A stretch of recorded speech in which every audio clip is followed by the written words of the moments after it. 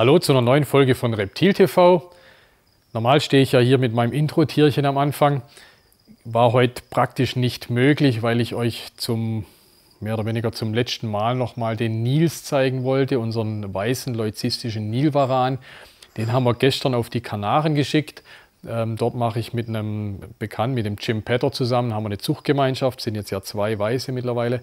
Die 2 wollen wir dort züchten auf den Kanaren, perfektes Klima dort, und da haben wir ihn gestern deswegen hingeschickt. Deswegen habe ich gestern schon ein paar Aufnahmen gemacht, um euch den nochmal hier zu zeigen. Auch interessant, wir haben ihn vor einem Jahr bekommen, da hatte ich ihn auch hier vor der Kamera euch gezeigt. Da war er vielleicht so dick wie mein Daumen, ne? Da kam der da völlig winzig klein, windig aus Togo daher, und jetzt ein Jahr später, guckt euch das Prachttier an. Wirklich schön schneeweiß. Ne? Am Anfang hat man ja noch war er ja so rosa, ne? Hat man durchgesehen durch die Haut. Jetzt ist er wirklich schneeweiß. Alles, was dunkler ist, ist in Anführungsstrich Dreck. Oder wenn man vom Terrarium, wenn er ein wenig Dreck dran hat oder so, ist es ein wenig dunkel. Aber ansonsten schneeweißes Tier, schwarze Augen. Meiner Meinung nach absolut göttlich. Und deswegen wollte ich euch den heute nochmal zeigen. Mit unserem heutigen Thema sind wir gar nicht so weit entfernt von den Nilvaranen. In dem Fall geht es allerdings heute um die Steppenvarane, ne? Varanus exanthematicus. Der soll heute unser Thema sein. Kommt ebenfalls aus Westafrika. Er hat dort ein riesen Verbreitungsgebiet von Ost nach West. Im Prinzip überschneidet er sich mit dem Königspython-Gebiet. Nur dass er ein noch größeres Gebiet hat, also bis nach Kenia rüber geht, kommen die Steppenvarane vor. Gar nicht so arg erforscht bis jetzt, also man liest was von diversen Unterarten, aber bis jetzt, also meines Wissens, richtig bestimmt ist er nur als Varanus exanthematicus, also keine wirklichen Unterarten genau katalogisiert, wo man es nachlesen könnte. Wie gesagt, der soll unser Thema sein. Das Spannende daran ist auch, dass es mittlerweile auch richtige Farbvarianten gibt von den Steppenvarane. Die werden auch in Westafrika auf den Farmen gezüchtet. Und da schlüpfen interessante Farbvarianten. Da werden wir euch nachher auch noch ein paar Stück zeigen. Und im Gegensatz zu früherer Meinung sind es ja wirklich tolle, wirklich immer schöne, zahme Tiere. Ne? Also der hier, das ist so ein 2-jähriges Männchen. Der will, außer dass er jetzt hier weg will, ist der auch völlig zahm, ohne dass wir den großartig hantieren. Der hat jetzt gerade einfach keine Lust mehr. Ne? Aber die beißen nicht, die sind zahm, die sind toll. Klar, es werden recht große Tiere, größer wie jetzt eine Badagame oder sowas. Aber wer den Platz aufbringen kann, hat mit den Steppenvaranen wirklich ein absolut imposantes und aber dankbares, pflegeleichtes Terrarientier, und deswegen wollen wir die euch heute vorstellen. Dann kommen wir zur Haltung von den Steppenvaranen. Ich hatte vorher schon angesprochen, das Verbreitungsgebiet überschneidet sich großteils mit dem Königspython, also haben die wirklich auch genau das gleiche Klima. Ich denke, dass das öfters mal ein bisschen falsch gemacht wird bei den Steppenvaranen, weil viele Leute denken, ach, so Wüstenklima, am Tag heiß, nachts alles aus. Das ist definitiv falsch. Also die brauchen genauso eine bullige Wärme wie die Königspython. Das heißt, der Lufttemperatur tags 30, 31 Grad, und nachts muss man definitiv auch heizen. Also nachts 25, 26 Grad, wie so ein Königspython. Ne? Was noch dazu kommt, und deswegen hier auch mein Aufbau, die brauchen, also wie gesagt, permanent diese hohe Temperatur, kann man zum Beispiel gut mit so einem Heatpanel machen, dass man das Terrarium heizt, und dann brauchen die richtige Sonnenplätze. Also ich war jetzt in Afrika, habe alles ganz toll gefilmt, wie es dort ist. Ja, kleine Insider-Information. Ich Knallkopf habe den Chip irgendwo versemmelt, verschlampert, weiß der Herrgott, ich finde den Chip nicht mehr. Ich habe wirklich eine richtig tolle Folge in Afrika gedreht, über die Steppenvarane, mit dem Klima, mit allem drum und dran, und habe echt den Chip verschlampert. Also vielleicht sollte der Chip irgendwann mal wieder auftauchen, zeige ich, oder dann schieben wir die Folge noch nach, da seht ihr, wie sie in Afrika leben. Aber ich kann euch zumindest Informationen geben. Wie gesagt, bullig heiß.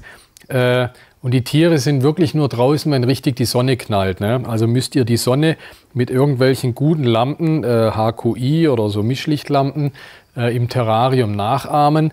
Also hier habe ich jetzt 70 Watt oder 80 Watt, das wäre dann für kleinere, für so ein Jungtier-Terrarium, Meter-Terrarium, wären die Lampen richtig.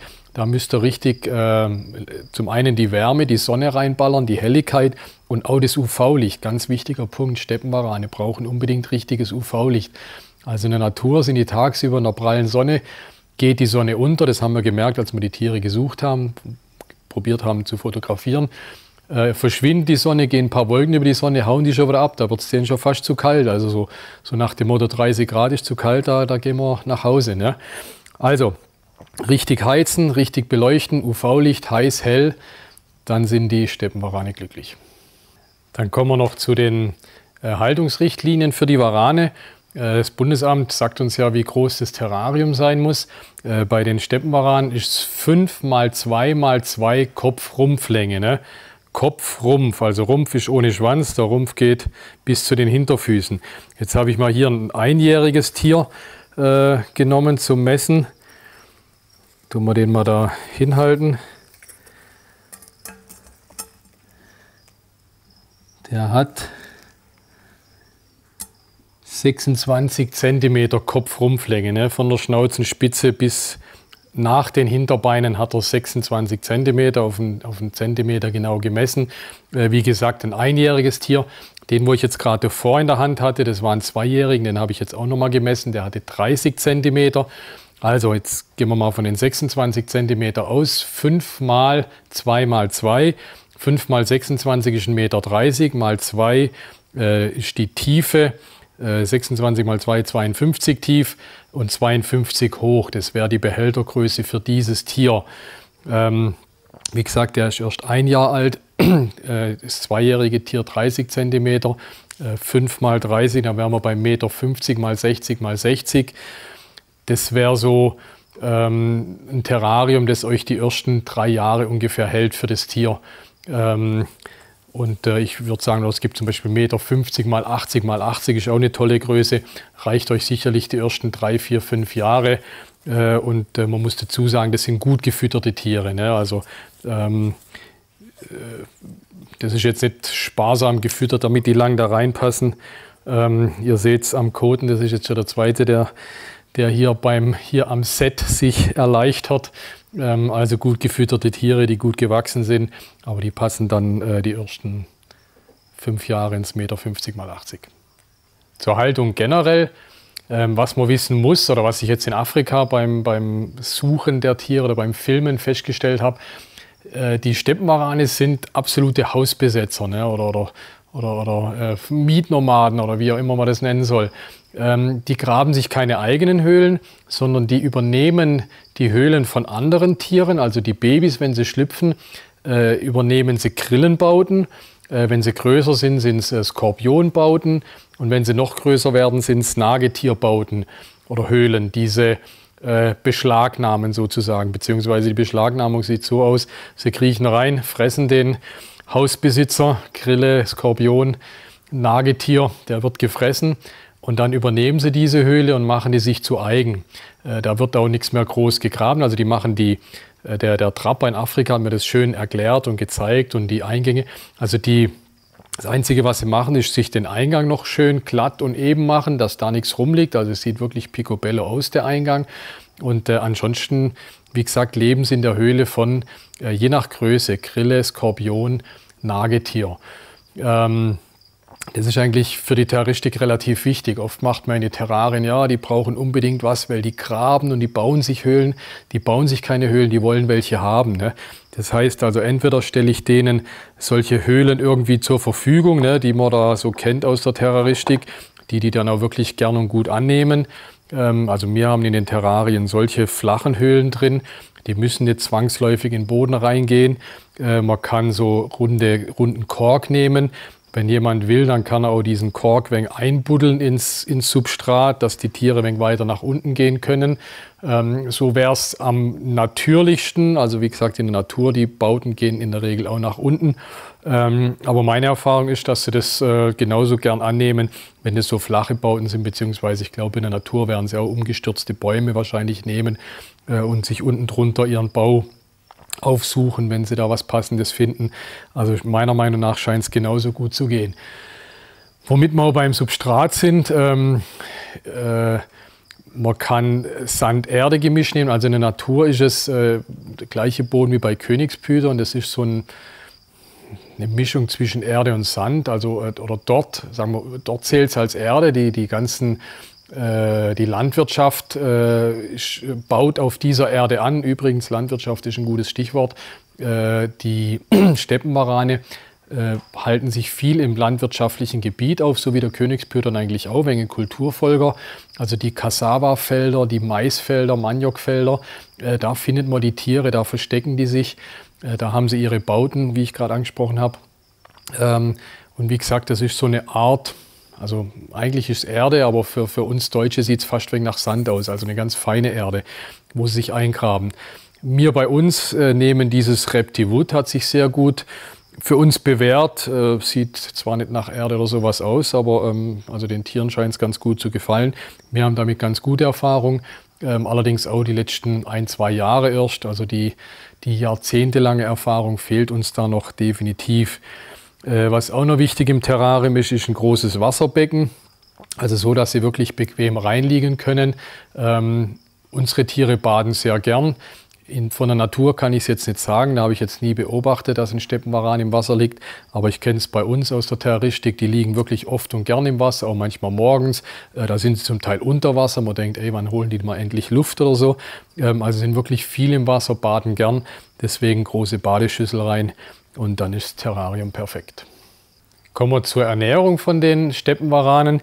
Es ist wirklich unglaublich, was die wegfressen, was man aussehen muss, die machen bestimmt auch gewisse Fresspausen, aber gar nicht so intensiv. Also wie jetzt nur mal als Beispiel eine Bardagame oder sowas, da macht man eine Winterruhe, wo eine Weile lang nichts gefressen wird.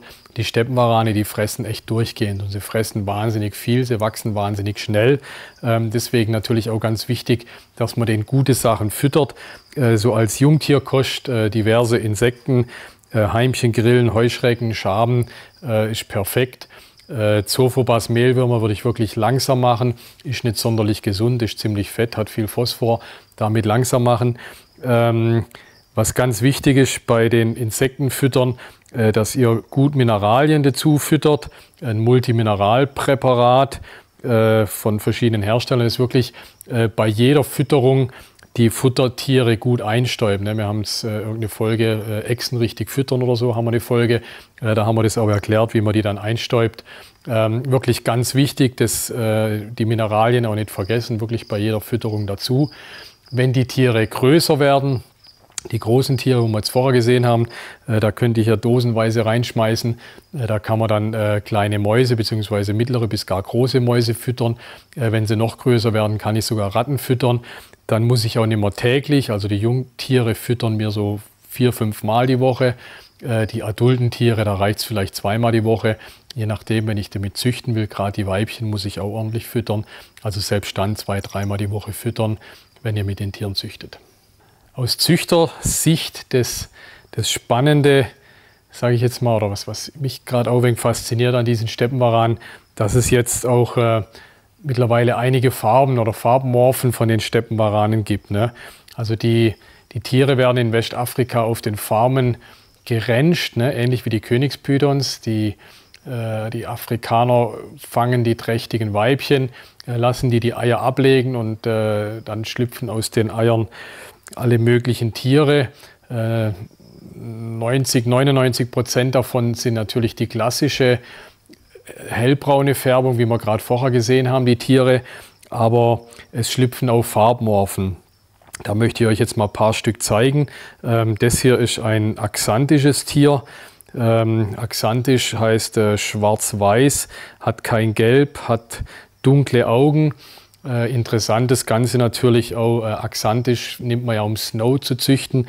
Also wenn ich jetzt so ein Axanthik mit einem Albino verpaare, habe ich Doppelheteros für Snow und kann damit Snow züchten. Das ist so das Spannende für die Zukunft. Ne? Also ich denke, dass mit diesen Steppenwaranen die nächsten 5 bis 10 Jahre wirklich viele neue oder viele spannende Morphen gezüchtet werden. Und wie gesagt, hier der Axanthik als Zutat für den Snow. Dann habe ich euch hier ein Karamell. Wie der Name schon sagt, dieses Karamell-rötliche Braun. Was man zu den Namen natürlich nur sagen muss, genetisch ist das alles bis jetzt ungeprüft. Also nicht alles, aber vieles. Also Albino ist geprüft als rezessiv. Aber so Sachen wie hier Karamell, auch das Axanthisch, Ghost, also eigentlich das meiste, was ich euch jetzt zeigen werde, ist genetisch noch ungeprüft. Die Namen stammen oder übernimmt man aus anderen Reptilien, also aus den Königspythons, von anderen Sachen. Die Namen kommen in der Regel so aus Afrika, also die Afrikaner vergleichen dann auch, was es an anderen Reptilien schon gibt und geben dann diese Namen. Also in dem Fall Karamell sicherlich passend. Die Frage ist es wirklich T plus Albino, was ein Karamell ja eigentlich wäre, oder steckt genetisch was anderes drin? Aber super hübsches Tier, wie gesagt, tolle Farben, tolle Zeichnung. Ich würde sagen, auch relativ selten zu finden in Afrika aus den Farmzuchten, dass so ein Tier mit dieser Farbe schlüpft. Dann habe ich euch hier einen hübschen Ghost. Wobei ich sagen muss, Ghost und Karamell, genetisch bin ich mir nicht sicher, inwieweit sich das unterscheidet. Wie gesagt, das ist so die afrikanische Namensgebung. Der Ghost ist gelber, hat weniger Rot drin, je nach Temperatur. Wir sind jetzt ja hier ein bisschen kühler beim Filmen.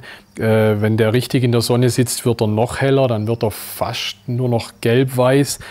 Jetzt hier in der kühleren Temperatur oder Zimmertemperatur wird er gleich ein wenig dunkler.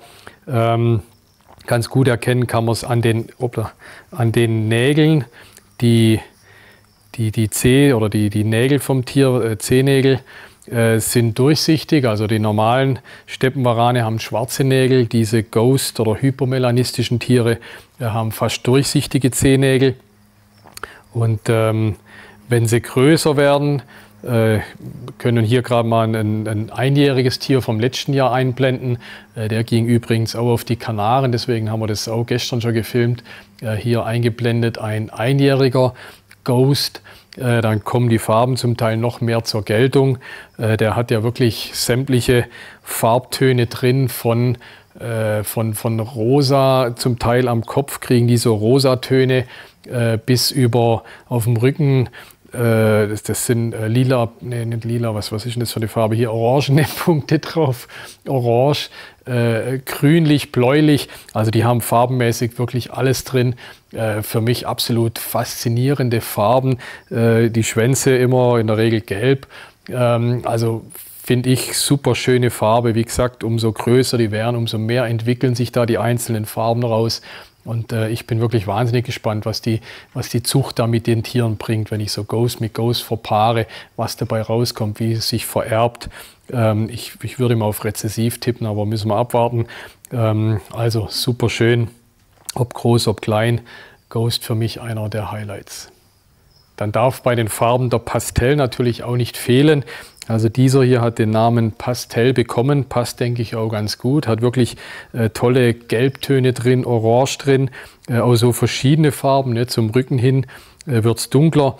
Also bin mal gespannt, wenn der noch ein halbes Jahr älter, größer ist und die Farben noch prächtiger entwickelt, denke ich, wird es auch mit einer der schönsten und war sogar das teuerste Tier in Afrika, was ich dieses Jahr an Steppenwaran gekauft habe. Dann gibt es auch nicht nur die Farben, sondern auch so Art Zeichnungsvarianten. Normalerweise haben die Steppenwarane ja so runde Ocellen, also so eine runde Ozellenzeichnung. Der hier hat lauter Vierecke drauf.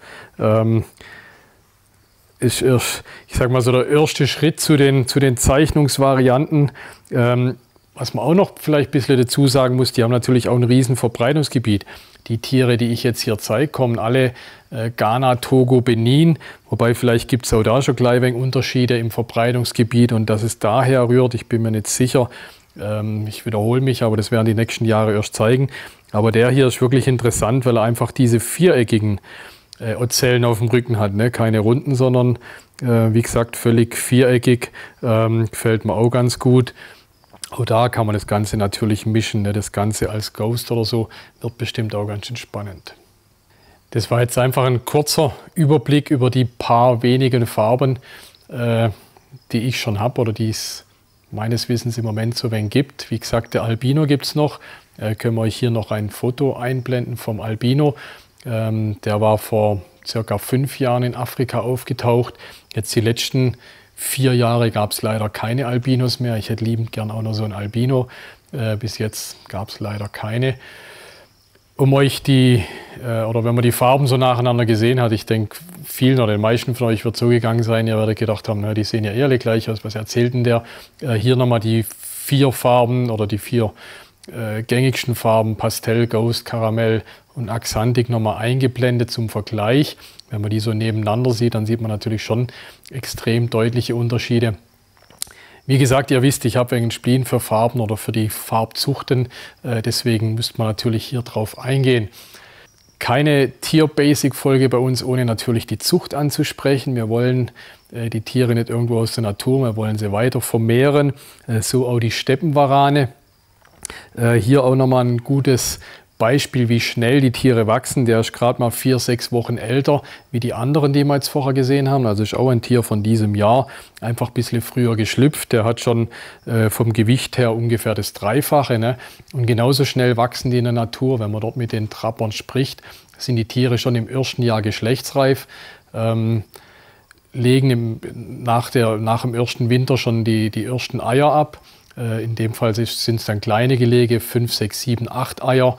Im zweiten Jahr vielleicht 15 Eier und das Ganze geht hoch bis an die 50 Eier. Also ein großes Weibchen mit knapp einem Meter kann an die 50 Eier legen.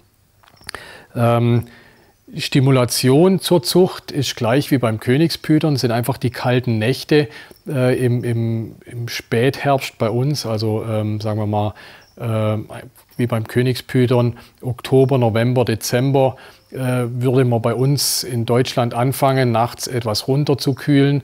Dann geht man im Januar, Februar wieder hoch. Also man macht 4 bis 8 Wochen kalte Nächte. Das stimuliert die Tiere. Dann fangen sie das Paaren an.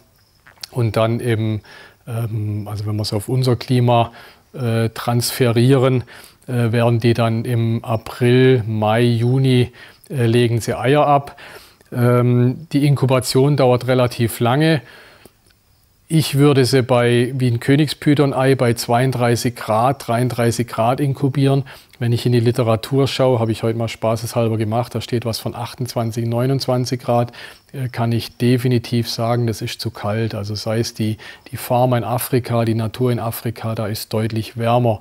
Da hat es vielleicht mal in der Nacht 28 Grad, aber selbst das wahrscheinlich nicht in dem Bau drin. Also man muss deutlich höher fahren. Ich würde sie so inkubieren wie ein Königspython, 32 Grad. Bei den Afrikanern schlüpfen sie dann nach circa 90 Tagen, also ungefähr 3 Monate, schlüpfen die kleinen Babys. Zur Zucht gehört noch die Geschlechtsbestimmung. Leider sind wir da noch nicht allzu weit in der Terroristik. Selbst wenn ich bei dem hier versuchen würde zu schauen, was er ist. Man kann eben so an der Schwanzwurzel ein bisschen gucken. Manchmal hat man Glück und sie sind aufgeregt und stülpen die Penisse aus. Dann hat man es natürlich gut, dann weiß man, es ist ein Männchen. Dicke Schwanzwurzel oder so der Ansatz von Penissen. Ja, bei dem hier würde ich jetzt tatsächlich sogar auch auf Männchen tippen. Aber es ist bei den Jungtieren, also ich kann euch keinen super heißen Tipp geben, wie ihr das sicher rausfinden könnt bei Kleintieren. Bei größeren wird es leichter. Wie gesagt, die Männchen stülpen dann oft freiwillig die Penisse aus. Dazu noch ein Punkt, die Vergesellschaftung untereinander. Sie sind wirklich anständig untereinander. Es kommt, wenn es zu Beißereien kommt, dann wegen Futter.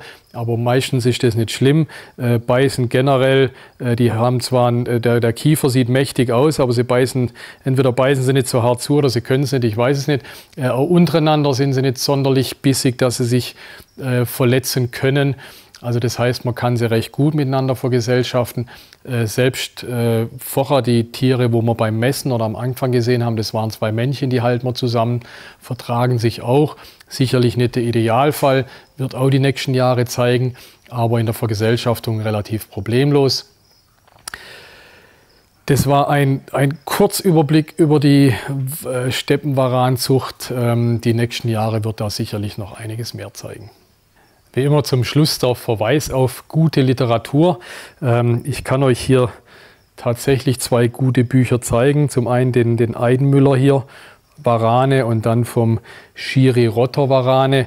Der Wermutstropfen dabei ist natürlich, dass es nicht speziell über die Steppenwarane ist, sondern Warane allgemein. Also da ist der Eidenmüller sicher im Moment das führende Buch. Schiri-Rotter ist schon ich glaube, es ist wahrscheinlich schon ungefähr 40 Jahre altes Buch, war früher die Waranliteratur, hat durchaus noch seine Berechtigung, aber wie gesagt 40 Jahre alt und auch recht wenig über den Steppenwaran drin.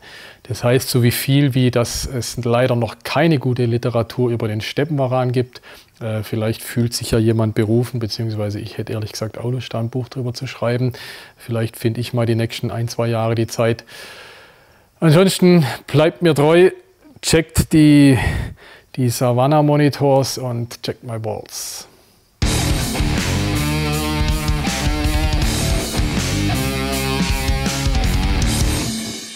Frisches T-Shirt, ey. Zum Kotzen. Jetzt brauche ich die Kamera nicht mehr anmachen. Jetzt bin ich ja angekackt wieder. Ich sage nur Low-Budget-Produktion hier. Allen Scheiß muss man selber machen. Andere haben da Leute, die das machen. Bei uns macht alles der Stefan. Eigentlich hätte ich ein Eis da, das wir hier in der Pause essen könnten. Allerdings, so wie ich stink, bin ich mir nicht sicher, ob ich Lust auf ein Eis habe. War das ein wenig lang? Bla bla. Nee. Grüße an Jörg, der Gedankensprung. Der Gedankensprung, genau. Apropos Landwirtschaft. Ich dachte so in dem Moment. Ich glaub's nicht. Ich stinke heute Abend wie ein Berber nach Waran-Scheiße. Ich in der Terroristik wird sich die nächsten Jahre natürlich rausstellen. Ach, das wird alles nix, echt. Machen wir von Anfang. Der Anfang war aber gut. Ah ja, genau.